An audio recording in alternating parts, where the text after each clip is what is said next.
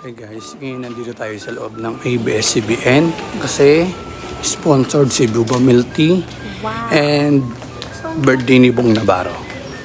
Kita-kits tayo dun sa studio at para makita natin ang Buba Milk Tea. At sa part na yan, nag-briefing na yung Marshall kung ano yung dapat gawin sa loob at bawal gawin.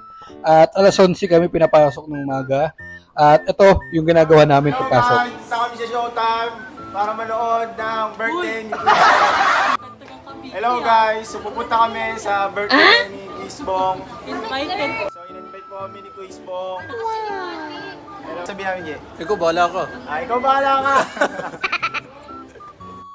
At sa part na yan, papasok na kami sa loob at mararamdaman mo na yung sobrang lamig ng aircon nila.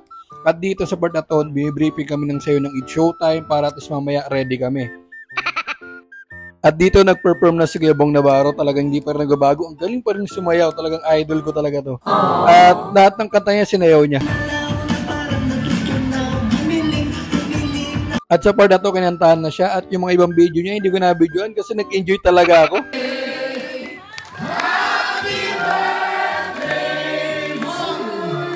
After niyang kantahan, tinawag niya na ang Buba Milk Tea. Ayan. At sa board na to, andito pala yung cart ng Buba Milk Tea natin at ang dami rin talagang tao kasi hindi lang yung Buba Milk Tea ang sponsored. At nga pala, pag kukuha ka ng Buba Milk Tea, kailangan meron kang stab. At dito ipapalabas si Buba Milk Tea. Buba Milk Tea, Asia's premier boba tea. At sa part na to, andito ako sa gilid kasi andito lahat ng artista. Dito sila dumadaan at makikita mo sila ng harap-harapan. Ayan. Hey Jong! Yo! Hello po. Ay Ate Kim!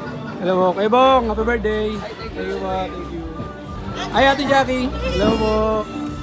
Thank you po. Thank you po. Thank you. At ito yung mga dancers ng Showtime. At ayan si Chi, nagpa-picture po sa akin yan. Ito yung reflex ko. Ayan, joke lang. At sa part na to, commercial lang. At dito ginagawa nila nagkakantaan. Kala mo bahay lang nila. Tignan mo. Parinig ko sa'yo. Oh my God. At sa part na yan, uwian na. At talagang gaganda rin talaga ng boses nila. Ayan. Sobrang daming tao pala niyan. At yung ibang segment nila hindi ko na videoan kasi talaga nag-i-enjoy talaga ako. At yun guys, salamat sa panonood. Kita ka sa next vlog.